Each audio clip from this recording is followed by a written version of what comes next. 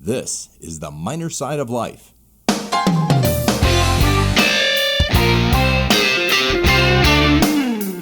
And now, Rob Sternberg.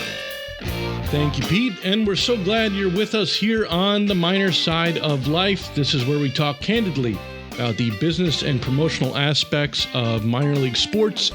Each episode you'll hear from a different guest who's either worked in a minor league office or played or performs on the minor league stage. We talk about how they got started, what they've learned, and some opinions and personal stories along the way. If you've worked in minor league sports or want to know what it's like, then this is the show for you.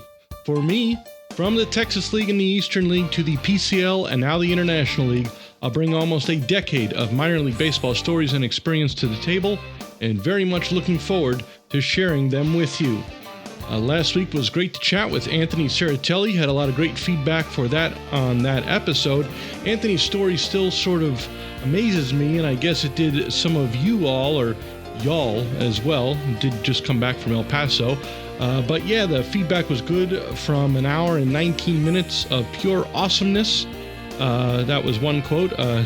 To a few disputes as to whether Anthony was the first ever player to actually be celebrating a World Series on the field with the team that just beat the team that he was actually a part of, or the organization in that case. In case you missed it, Serratelli was actually celebrating on the field at Citi Field with the Royals after they just beat the Mets, and he had just spent the whole season in their AAA affiliate in Las Vegas.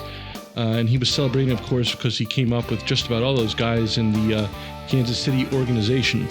Anyway, we do look forward to chatting with you every Tuesday here on the Minor Side of Life. If you've missed any episodes, we invite you to check out minorside.com for all the archived content, or I'm sure it's available wherever you're listening to this podcast as well, like Apple Podcasts, etc. And speaking of, if you're checking us out, we would appreciate it for sure. And we'll also take this time right now to politely, very politely ask you for your reviews and positive comments wherever you're listening to this podcast as well. Coming up here on the minor side, we look forward to talking to Kaylee Swanson. Kaylee would be the second former coworker of mine to come on the little show here. And if it's anything like when we talked to Connor Gates in episode 5, it should be a lot of fun. Kaylee has a ton of interesting experiences across a number of minor league sports leagues, including soccer and football, the Australian Baseball League. She spent some time in sales roles in indie ball and short season, some time with the Columbia Fireflies, and old Timmy Tebow stopped by there at that point. And of course, she was here in the Lehigh Valley as well. And this past season, her first with the Baltimore Orioles. So definitely a lot to catch up and talk about with Kaylee. Also, before we get into it, we'd like to thank Promotional Adventures for presenting this episode of The Minor Side of Life. Can't wait to tell you a story about that, and I won't mention any names, but I know for a fact they sure wish they worked with Dustin at Promotional Adventures. You can work with Dustin, as a matter of fact, at Promotional Adventures. Get in touch right now, Dustin at promotionaladventures.com. With that, we're about to welcome in Geoff Brown. Geoff right now is a senior director with the NBA. He brings his marketing, sales, and promotions expertise to the league's developmental G League team, some WNBA clubs, and we'll talk about it all with Geoff. I was very briefly introduced to Geoff at a minor league baseball promotional seminar probably a little over 5 years ago at this point, and he was in the early part of his tenure at Rutgers Athletics at the time. He was the Senior Associate Athletic Director and Chief Marketing Officer, just as they were moving from the Big East into the Big Ten Athletic Conference. And Geoff was certainly a large figure within the minor league baseball industry at that point. And he had just recently moved on from a very successful 13-year run as the GM of the Single-A Lakewood BlueClaws in the South Atlantic League. He was their only GM to that point and led the league in attendance most, if not all, of those seasons. So, of course, that is really where he made his mark and launched his career, so to speak. Prior to that, Geoff spent 3 seasons as assistant GM of the Norwich Navigators. The Navigators, of course, would soon become the Connecticut Defenders and then eventually relocate and rebrand as the Richmond Flying Squirrels. Geoff graduated from Ithaca College in upstate New York in the early 90s And shortly thereafter, he was able to hook on with the Trenton Thunder, starting in a group sales role there. Geoff, kind of ironic that I first heard you speak at a promo seminar, and now we're getting to chat right after another one, although now it's, of course, rebranded as the Innovators Summit. And you know what? I had a couple people that had texted me or emailed me that were out there, said it was fantastic this week out in El Paso. Yep, for sure. It was a lot of fun. Got to see some old friends, of course, and some new ones as well. I was mostly in the video production breakout sessions, but I did sit on Phil Rye's promotions presentation. Phil is a longtime assistant GM, of course, in Bowie, who we'll eventually talk to on the minor side at some point soon. He presented on a lot of the experiences that they offer down there in Bowie, mostly as add-ons to their single game tickets, mostly as packages that they do in the off season. That I definitely appreciated his approach. That was pretty much here's what we do, rapid fire style. Use it if you can. Either way, yes, definitely appreciate the promo seminar or Innovator Summit for its idea sharing. When was your first one though? You know what? It was in El Paso, and I'm going to say 95, maybe 96. I think it was 1995, the fall of 95. And wow, so just your second season in the industry. And what was your first impression of it? And what do you remember from there? You know what? The best memory is it was the networking and the relationships I made. So it was, early in a career. I didn't know too many people out there. And I ended up staying in touch with, and still stay in touch with, probably 10 to 15 people that I specifically met at that El Paso seminar. Yep, and that's certainly part of the scene down there, but El Paso certainly had to have changed, especially in terms of the Chihuahuas facility down there. Still basically brand new, opened in 2014, and they've got hospitality areas literally on top of hospitality areas, literally on top of hospitality areas, 3 floors of one of their buildings in right field. Oh, nice. Yep, and one last little plug here. I am sorry, but I must mention John Scow, who's the GM of their concessionaire, Spectra Foods. Very funny and hospitable person. He's the GM in that facility, and thank him for his hospitality, of course, and heavy pouring hand as well. I hope he gets his strength back in that arm before next season. But let's sort of rewind to the beginning, though. You graduated from Ithaca College, beautiful campus in upstate New York, in 1993. And I'm guessing that they didn't have these robust sports management programs that they have now to sort of prepare you for some kind of career in the sports and entertainment industries. What courses did you actually study? You know what? I graduated, I think, just as sports marketing, sports management was just getting started. Ithaca has a great program now, but it did not exist when I was there. I graduated with a communications degree and a minor in speech communications. Wasn't an exact match, but then I got some great experience in the sports information department and took it from there.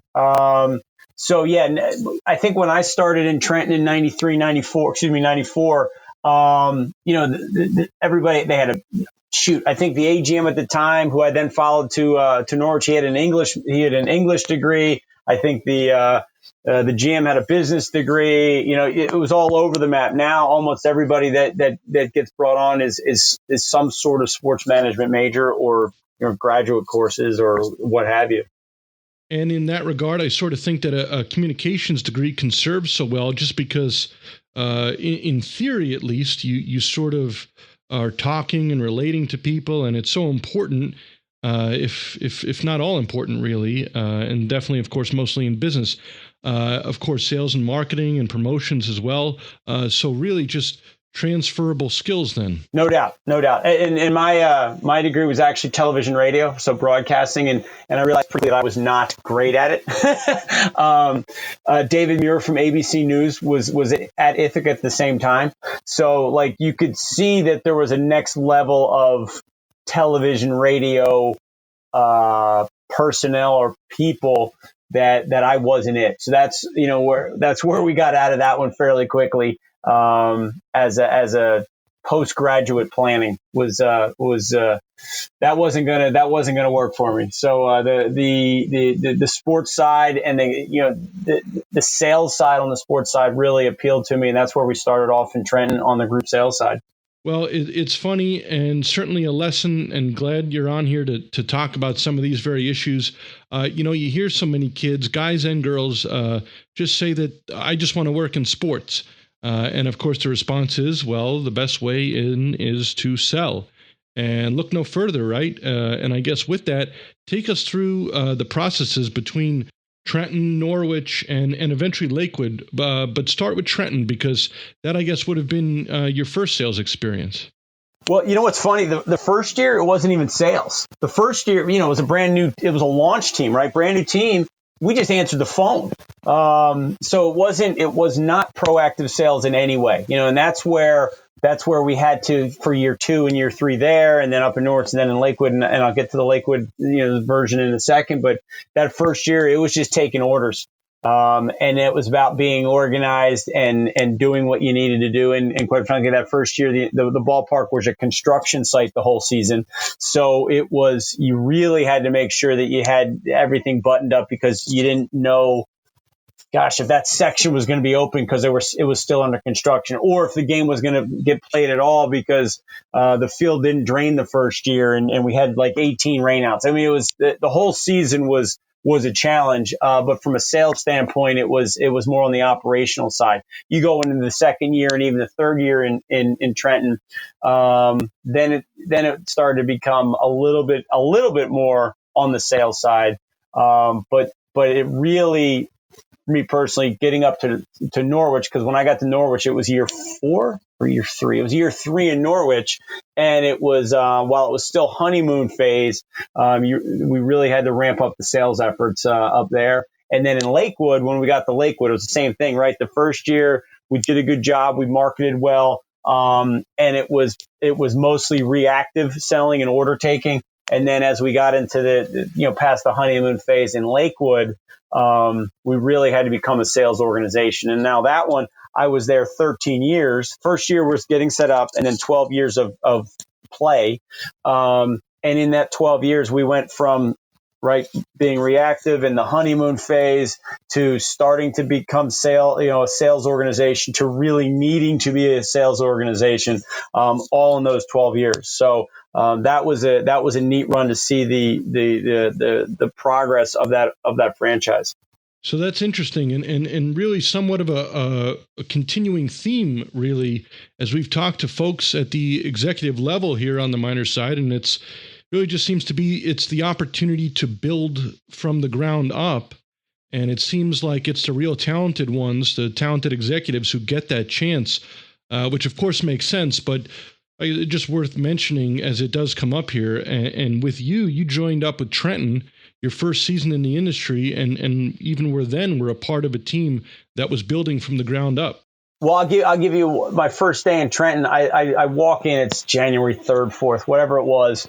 And, we're supposed to open the ballpark 4 months, middle of April. It was early April, then it became late April, then it became early May, right? So, but I literally am walking in, I'm the 7th employee or the 8th employee, maybe there were 7 full-timers, and they were way behind. We actually learned from that 3 years later, or whatever, 6 years later, in Lakewood, by getting there and starting the office over a year and a half in advance, right? But so here we are in Trenton, first day. I do not even have my coat off, and Brian Mahoney, the assistant general manager, looks up. He's like, "Okay, so have you been following us in the paper?" I'm like, "Yeah, I think I've read every article that's been written about you." He goes, "All right, awesome.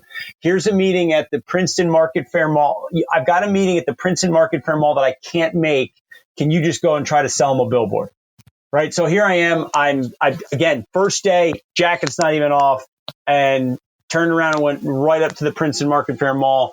Got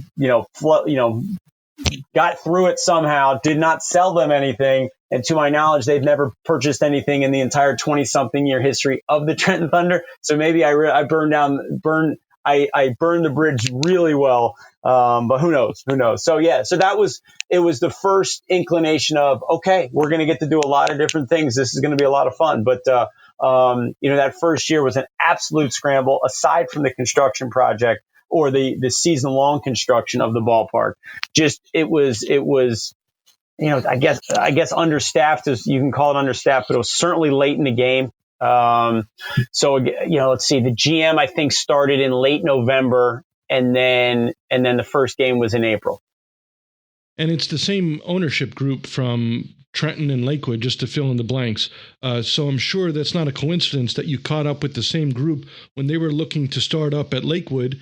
And it's not often you get to sort of interact with ownership if they're quickly in and out or behind closed doors, obviously. But something about you must have stood out to them.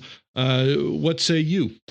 Well, shoot, when I went to Trenton as a first year employee, that it was not months or weeks or whatever. I didn't really know I wasn't dealing with the ownership group.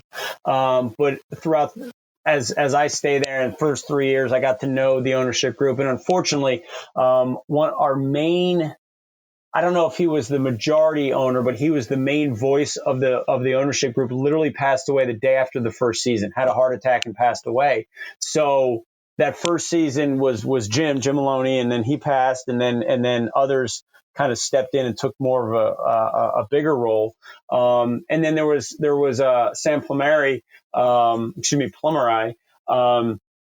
who was the 80-year-old Trenton native, former politician. His grandfather used to own the Trenton Giants.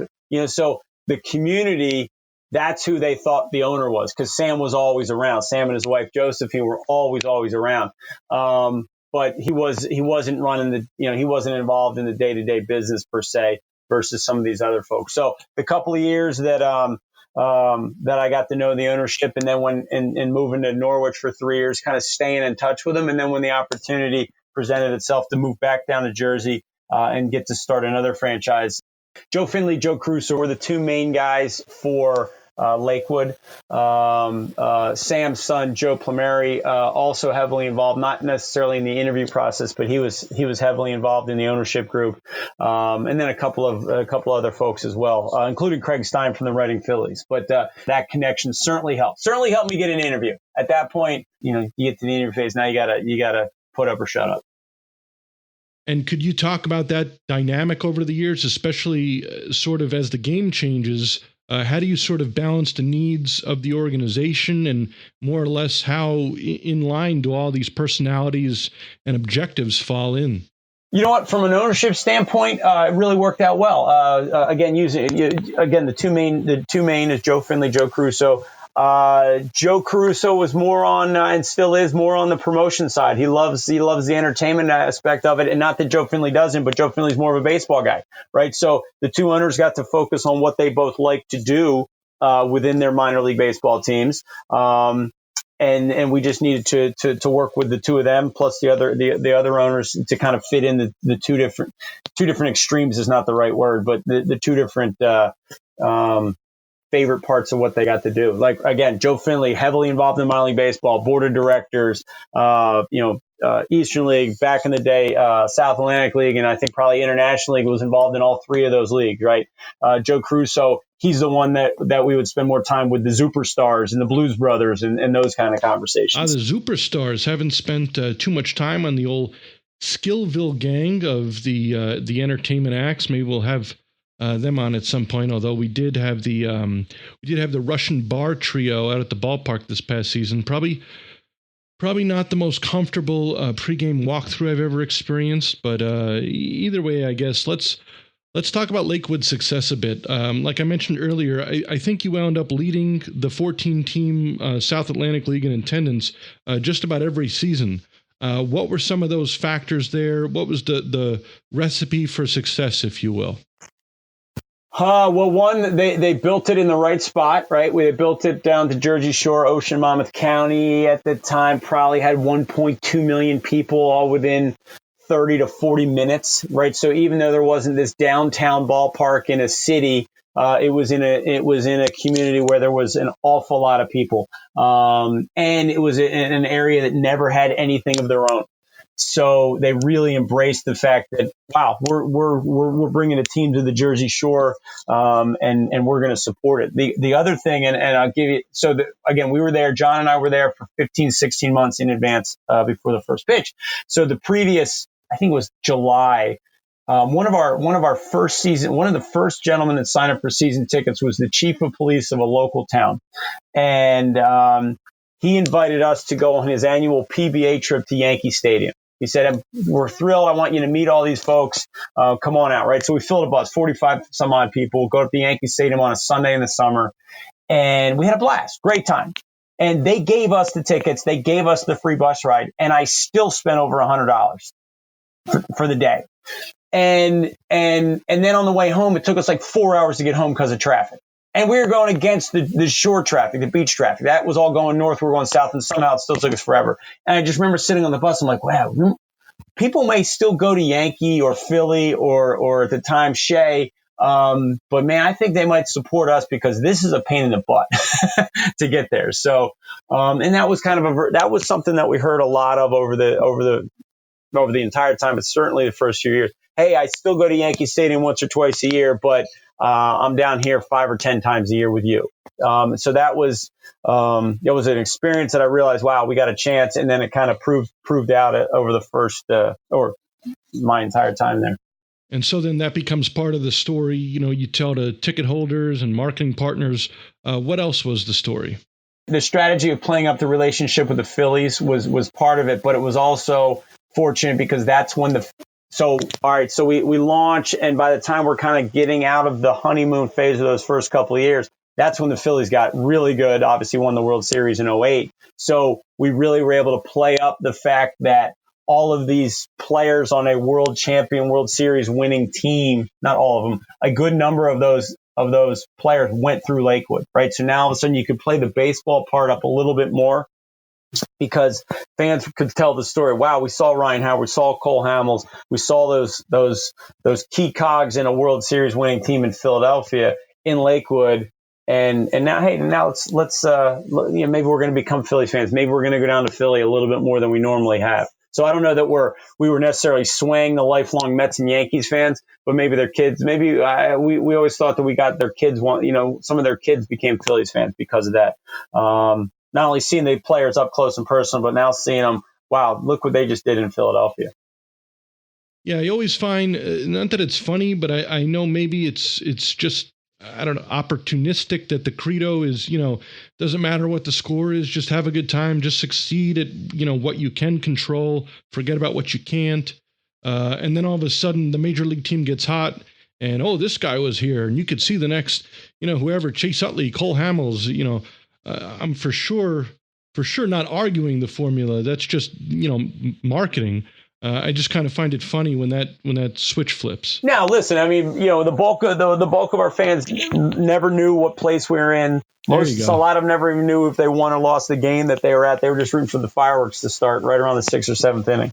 Another thing I always kind of hear, especially in a setup like yours you had, was you're sometimes competing with the beach. Did you ever get that? Yeah, I mean, yes, but everybody's got competition, right? So, and the beach was, maybe that's a Saturday, Sunday thing. We're drawing crowds Monday through Friday as well. The promotions that we spread out throughout the course of the week, they worked. But yeah, I think there were some days where it was a really nice day. We're like, you know what? There probably people went to the beach instead of came here, no doubt. Or you just couldn't peel them off the beach quick enough to get to a night game, or they were so wiped out from whatever they were doing, they weren't out there. There you go. Long day at the beach knocks me out, I'll tell you. Yeah, but again, with forgetting about the tourists, I think Myrtle Beach. What I've always heard from Milo when he was in Myrtle Beach, it was they did well. They did better sometimes midweek because the tourists were looking for something to do because there was that many people down there. Whereas down the Jersey Shore, there was enough year-round residents that the tourism was a nice little bonus for us if we got anybody. But by and large, we were going to go with the year-round residents being our key target audiences. Yeah, I kind of get that. Where the shore, as they say, definitely more local to Jersey and PA, I guess, than Myrtle, which I'd imagine draws a more national audience. We'll keep it going on Lakewood here a bit, just kind of spitballing against the wall here. Before we get to Rutgers, the Big Ten, and the NBA, tell me how in the 13 years in one place, what were the changes you really saw over the years? Obviously, the ballparks, I'd imagine, would be one, sort of just to riff on that a bit for us.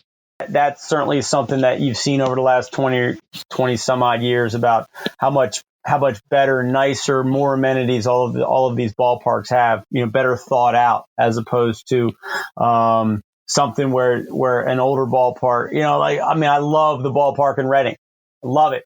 But it's a tight footprint, no parking, and they've had to get really creative with the amenities that they put in there. And it's awesome what they've done. But not everybody had the forethought to do what they did when they did it, as they kept adding, where you look at some of these older ballparks that they weren't able to add on to and improve, that the best opportunity was to make a whole new ballpark. So I love the classic old ones that they were able to do that for. But I certainly understand when you talked about El Paso, with all the amenities and the hospitality areas that these places have now, that just didn't exist. When Trenton opened up with one picnic area, we opened up with 3 picnic areas and 2 party decks, right? So and now who knows what these new ballparks are opening up with, having not paid as close attention to it over the last 5 or 6 years. Pools for one. No minor league ballpark is really complete anymore without a pool or a lazy river. Mini golf, or as my friends in Omaha like to call it, Gary's Greens, named after, of course, the principal owner, Gary Green. Forgot to talk to him about that back on episode 1 of the Minor Side, available in the archives at minorside.com or wherever you're listening to this. But a carousel as well. No minor league ballpark is complete. But to you, what are some of the most important amenities? Obviously, hospitality areas. A field would be nice, of course. Yeah. Field, lights, locker room, and clubhouses, the whole 9 yards. Preferably with bullpens. Sometimes that's an oversight. Yep. Yeah. So listen, they from a ballpark standpoint, we're doing it. We're in working with the G League here at the NBA. Those are important components. Like how else, the hospitality areas are higher priced. Now you can engage the corporate community better. Ballparks, obviously, with kids play areas.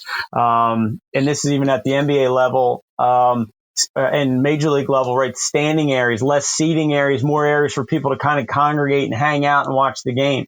In Lakewood, one of our best areas was a bar out in right center field, that people would be out there hanging out, listening to music, may or may not even be looking at the field, especially on, the Thirsty Thursday dollar beer nights, right? So, more and more ballparks, major league ballparks included, NBA arenas included, are trying to design areas for more people to hang out and congregate as opposed to sitting in their seat. That has happened in minor league baseball. It's happened in the G League. It's happening in all these major league venues as well. So GA and standing room areas for the kids and even older kids, I guess. I definitely get that. How about this? You spend 13 successful years in Lakewood.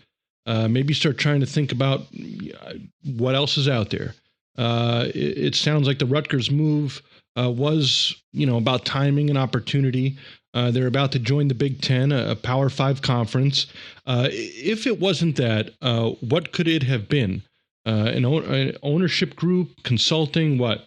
Oh, good question. I don't know. It's a great question.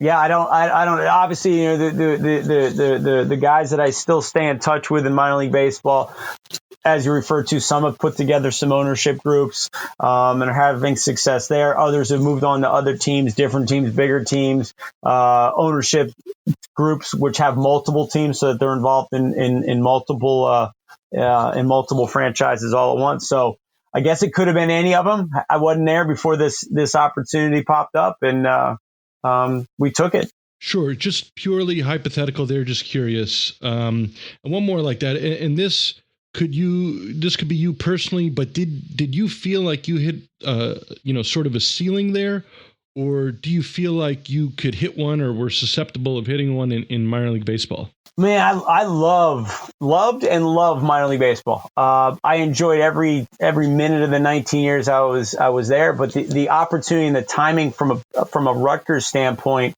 again, right? So I'm still in boy, it became a longer commute, but I'm still in the same area.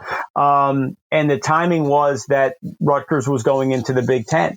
So number one, it was kind of like launching a brand new team or franchise or athletic program, because we were able to essentially pull the Band-Aid off of a lot of things that had been covered up.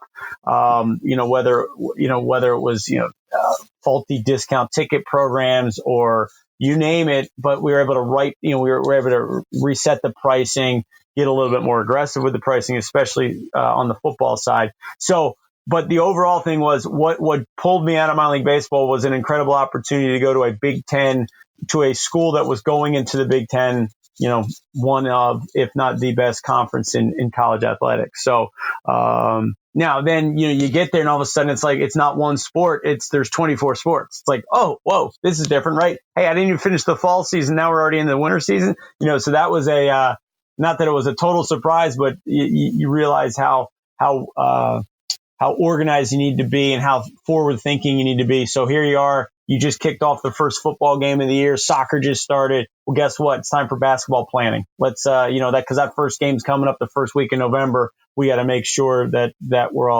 we're in good shape. And then November, you got the overlap where you've still got probably 2, maybe 3 home football games. Now, you take those non-conference schedules, which you're home most of November and December as a Power 5 school. So those became probably the craziest months on the calendar. Oh yeah, about to get underway, or I'm underway here too with that side of the area colleges, Lafayette football and basketball, and Lehigh, just about everything else in the fall and winter. But you got to Rutgers the last year of the Big East, and they were in sort of no man's land for the 1 year before joining the Big Ten. Is that right? So I actually got there in February of 2013. They were in the Big East, but they were wrapping up the Big East. Then the following year after that, we were in the American Athletic Conference. Because if you remember, the Big East split up. The Big East basketball school says, yeah, we're going away. They kept the Big East name. The remaining teams, then they added on a couple, but the remaining teams then formed the American Athletic Conference. So that's where Rutgers was for a year. Louisville was for a year because they were also going in the ACC the following year. So we spent an entire year in the American Athletic Conference. Well, the bulk of our teams were in the American, but there were other of our 24 teams were in. I bet you we were in 4 or 5 conferences that year, but the main conference and the revenue sports were all in the American Athletic Conference. Then July 1st of the following year, we were a full-fledged member of the Big Ten, and away we go. So I was there for 3 years of the Big Ten. And so I did, believe it or not, see your promotional calendar for that basketball season, those years. And it had entertainment acts and giveaway items and things like that. But what was one asset that you felt sort of prepared you best for the crossover? Well, my experience the experience I had in minor league baseball helped at Rutgers because the things that I was involved with were the same essentially revenue items that I was involved in minor league baseball, right? So the AD handled all the Big Ten and the ESPN money, right? So all the multimedia money or all the media money. Okay, that was, and by far that's the biggest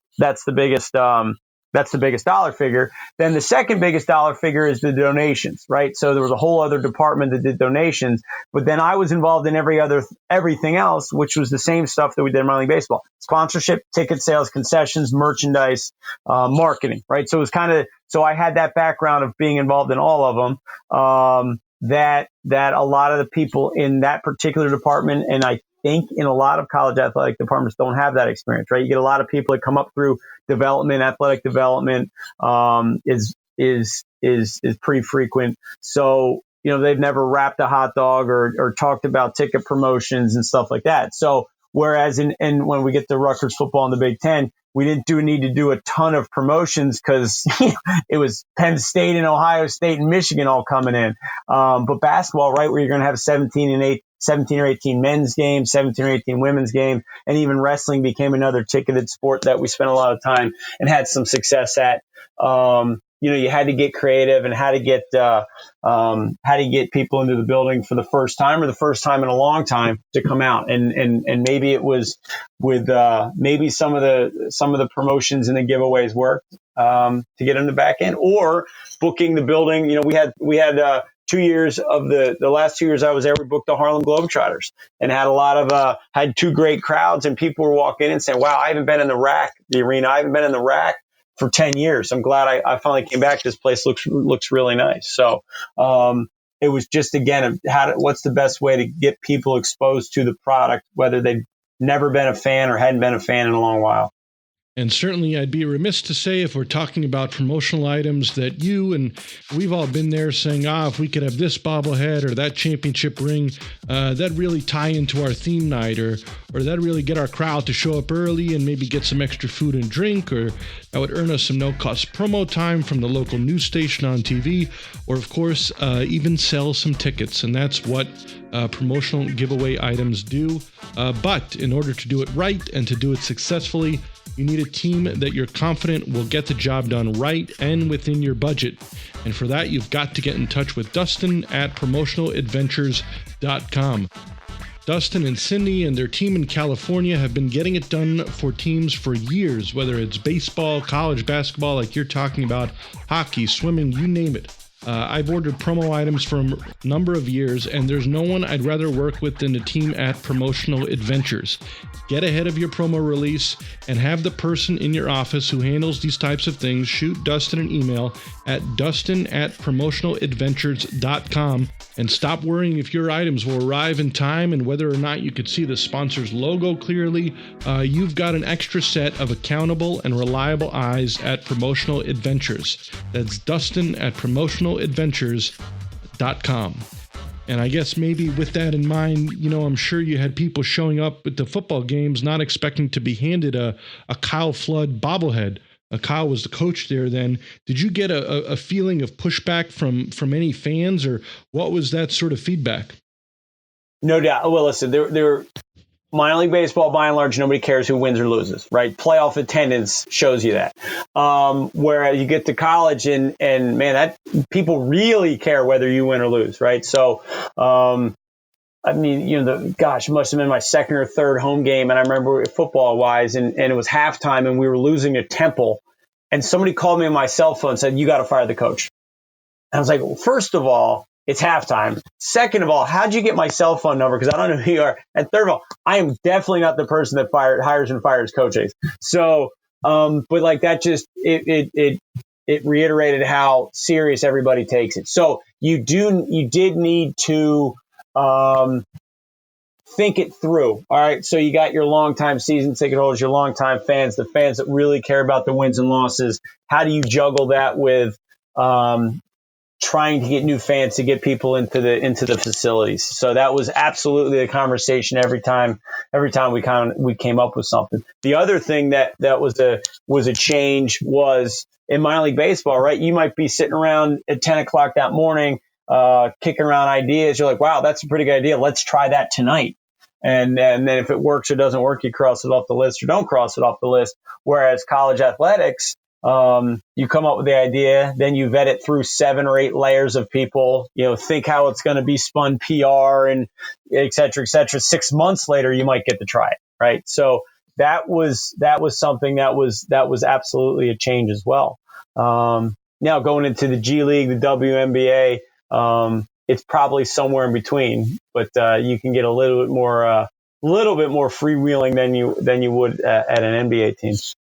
And still yet it was an opportunity for you guys. So it's not totally unlike Lakewood, where you had a chance to build from the ground up. Here you had the chance to sort of rip the Band-Aid off and break some of those habits and stuff like that. Some things, absolutely. So we did get to do some things that it was, wow, we're totally starting fresh. But on the other side, you had people that have been season ticket holders for 20, 30, 40. I think one year we honored 2 people who had been season ticket holders for 50 years for football. And basketball is probably the same length of time. So you needed to honor that tradition, even though you're going into a bigger, better conference. And you certainly did that and led the way there. But I suppose it didn't last for too much longer, maybe more so because of the results. They brought in a new AD, and not too long after that, we sort of don't get to see, the chance to see the Rutgers thing through. And with that, it brings about the opportunity with the NBA. So how'd that go down? We've been in this thing a long time. So I've known a lot of people that either work in the NBA or work in this particular department. The department I work in is called Team Marketing and Business Operations. Essentially is the in-house consulting group for the NBA. So we go out and we work with all of the NBA, the WNBA, the G League, and now the NBA 2K League teams. And then we're going out and sharing best practices. And, whether it's ticket training, sponsorships, right? It's mostly focused on the revenue side of it, but it is in-house consulting NBA consulting group. So I had known a lot of people throughout this department, all in the NBA, always rave reviews, great place to work, great culture, great atmosphere. And then specifically with the TMBO department, how well respected it was throughout the industry. You would always read or hear something about other major league sports. Hey, we're going to form our version of TMBO. We're going to form this, the match TMBO. And so it was, that respect and admiration for this group, that really drew me to, and not finally coming over here, but linking up with them and spot worked out. And so in regards to the G League, of course, one of the only leagues that are actually named after a corporate partner. It used to be the D League, as in developmental. Now it's the Gatorade League. Give us a quick overview, and then we'll get into it. Sure. So this coming season, we're going to play with 28 teams in the G League. There's 30 NBA teams. There's now 28 G League teams. The only two that don't have them yet are Portland and Denver. And let's assume that they're going to happen here shortly. Is that because they don't want them, or they're not settled on a place to put them yet? Great question. I'm not too familiar exactly what their thought process is, and why it's just taking them a little bit longer. What's interesting is even though they don't have teams, they do have two-way players that they will assign to other teams in the league. So they are still developing some players. So ultimately we're going to end up with 30 for 30. Everybody's going to have one, and it's going to be a more true minor league and develop and get to the big club.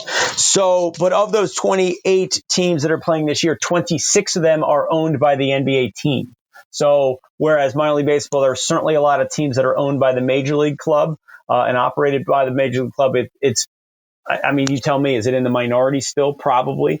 So this one's a little bit different, right? So a lot of these G League teams, they actually work out of the NBA offices. Some of them. So the wheelhouse for what we have found to be the best location for a G League team is an hour to an hour and a half away from their NBA franchise, which allows, the overlapping fan base, sponsors can come in and get like two different communities, right? So the Charlotte Hornets and the Greensboro Swarm are about an hour and 15 minutes away, right? So somebody's that coming in and buying Charlotte, they can get the entire they can get a different city of Greensboro in that same deal.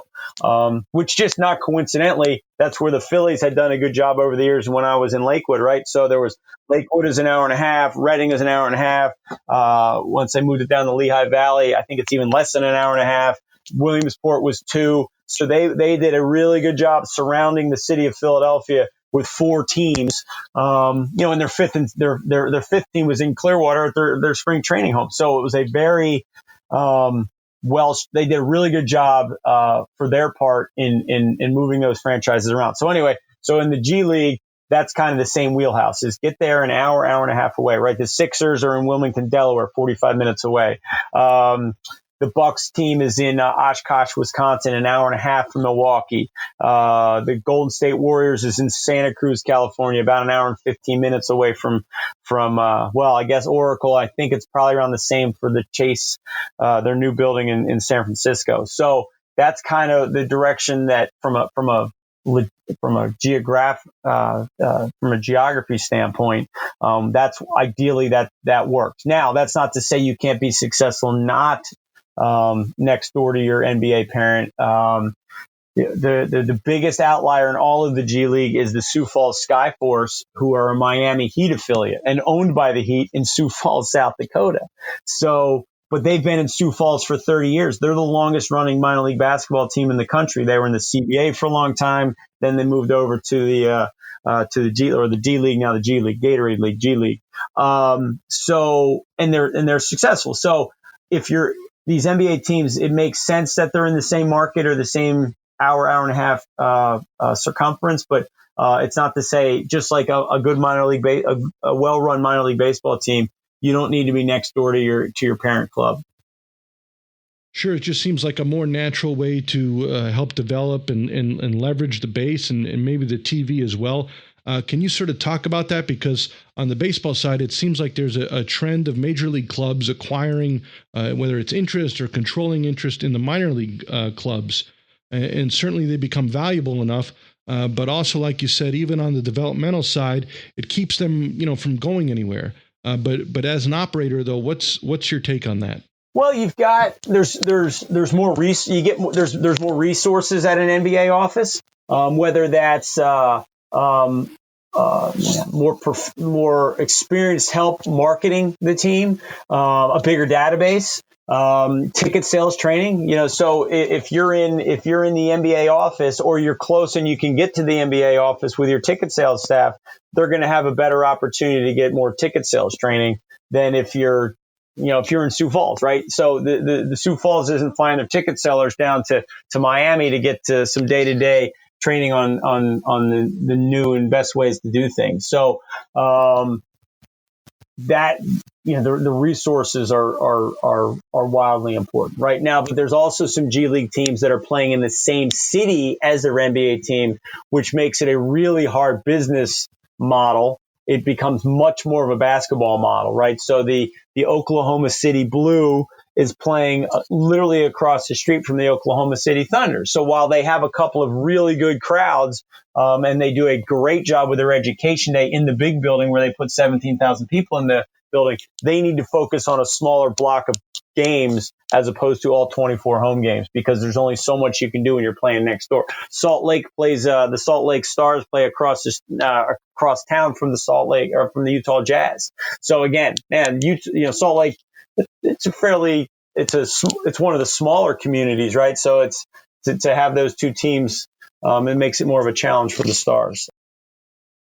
And so what's your day-to-day now? I know you're traveling around visiting the teams and consulting with them. Tell me about that.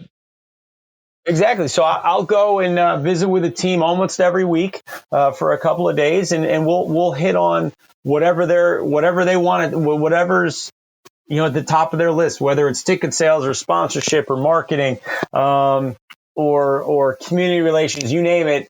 We're going to go in and we're going to know in advance, all right, this is what we want to talk about. This is what their challenges are. We'll bring best practices with us, or we'll go back and get some after the conversation. We'll send them over.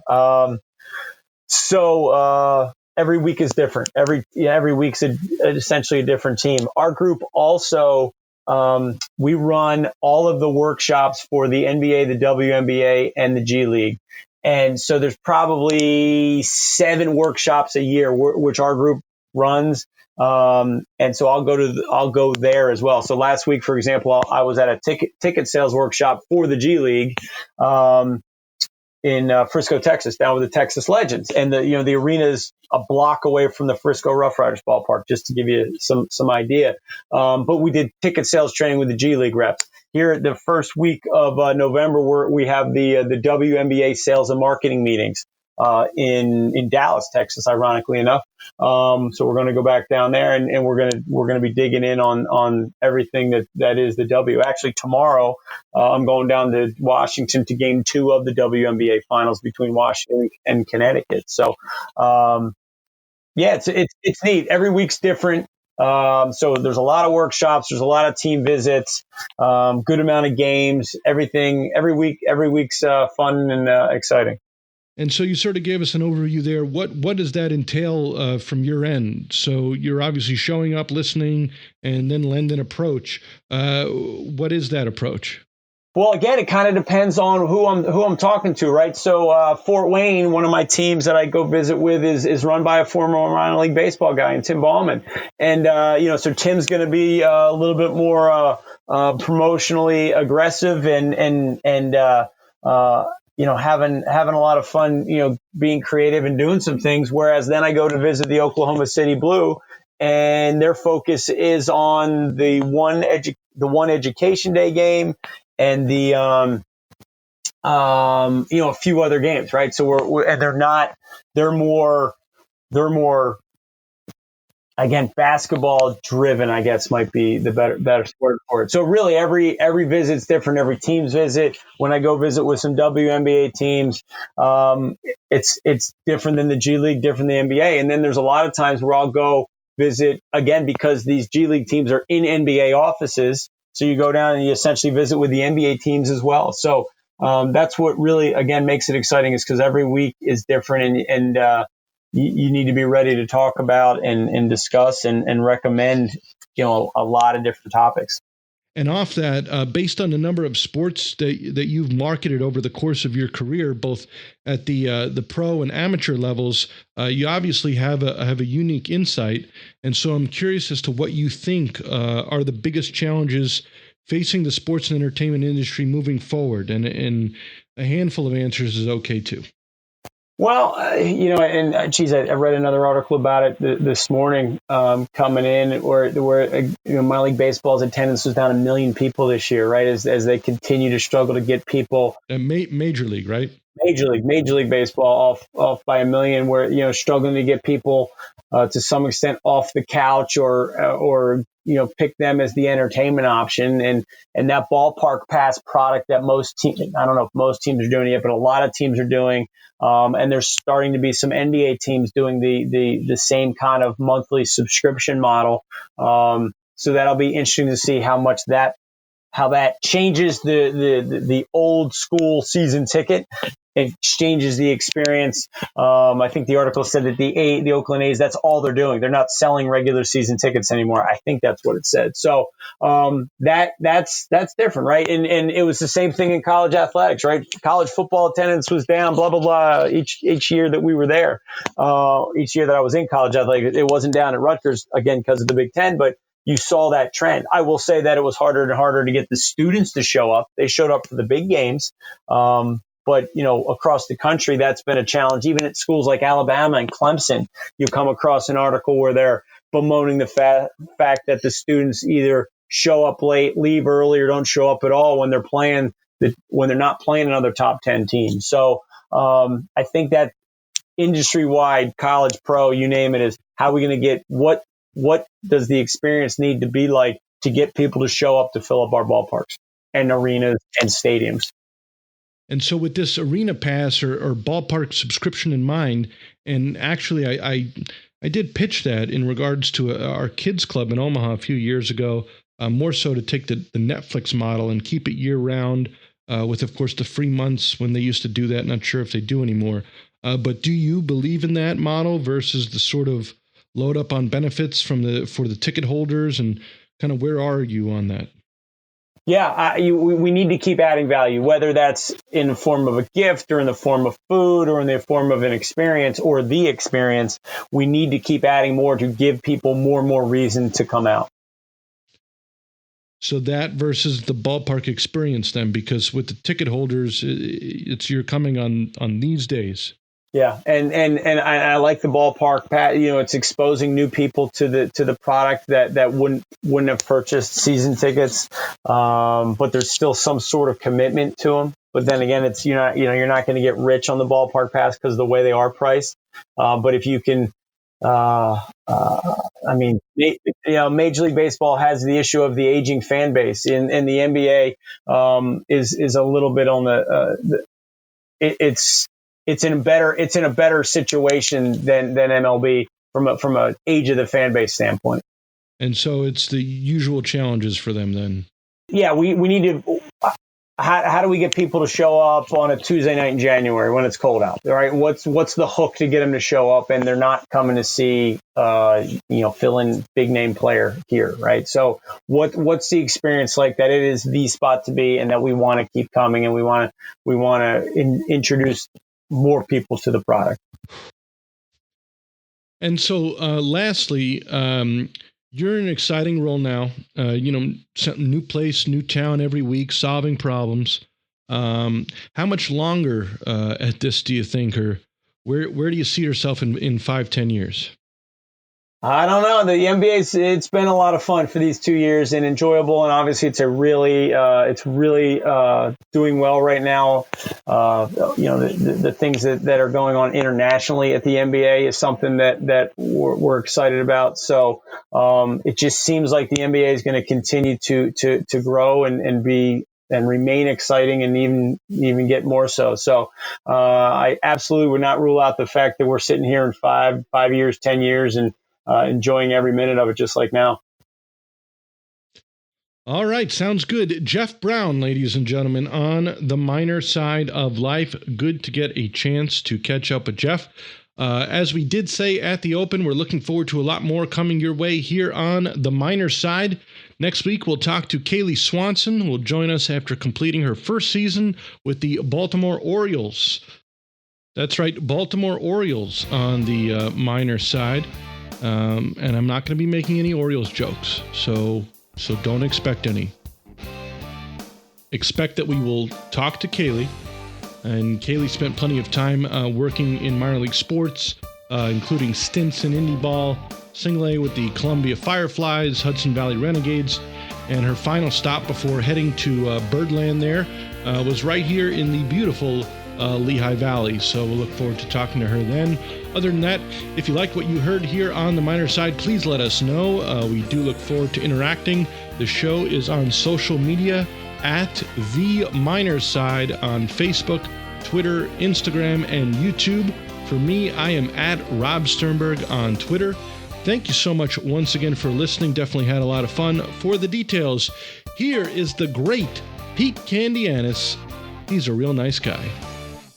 This has been a presentation of The Minor Side of Life. We kindly ask for your support of this program by subscribing to the show on your preferred podcast player, joining the newsletter list at minorside.com, and following The Minor Side on social media. Plus, you can always visit theminorside.com for exclusive content and more.